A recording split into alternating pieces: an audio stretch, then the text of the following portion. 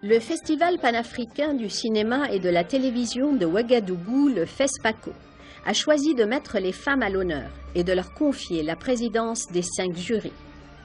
Nous sommes allés à la rencontre de quelques-unes des femmes de cette édition, telles que la lauréate du Yenenga d'argent, la cinéaste algérienne Djamila Sahraoui, également la figure pionnière du festival à la fin des années 60 et invitée d'honneur, la burkinabé Alimata Salambéré, des comédiennes ivoiriennes, stars du petit écran, 2 jeunes cinéastes du Sénégal et du Gabon, ainsi que la présidente du grand jury, la réalisatrice martiniquaise Eusanne Palsy. Être président d'un festival, du grand jury du FESPACO, c'est une très lourde tâche. Bon, pour tous les présidents, hein, je veux dire qu'il ne faut pas sous-estimer non plus les autres, mais celui du grand jury, qui concerne donc les longs métrages, est une tâche assez plutôt ardue. Parce que tout le monde attend les prix. Meilleure actrice, meilleur acteur, enfin bon, ainsi de suite, meilleur scénario et puis le prix, les talons d'or et les talons d'argent, etc. Les talons d'argent à Djamila Sahraoui pour le film Yéma.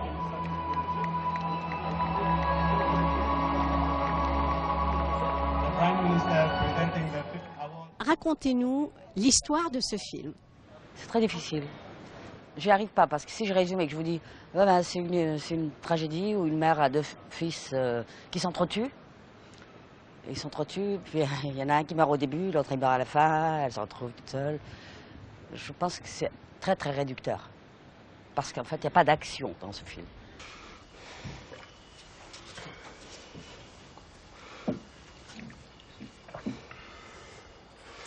الله يعزك على العشاء.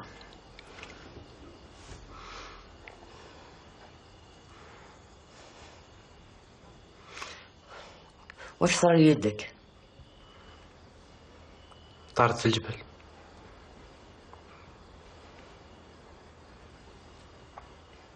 وليدك اللي مات كان عسكري؟ نابط.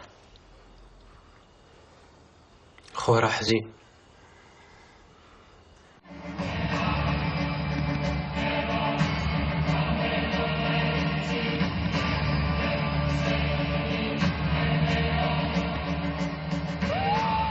Était-ce une bonne cuvée, cette édition?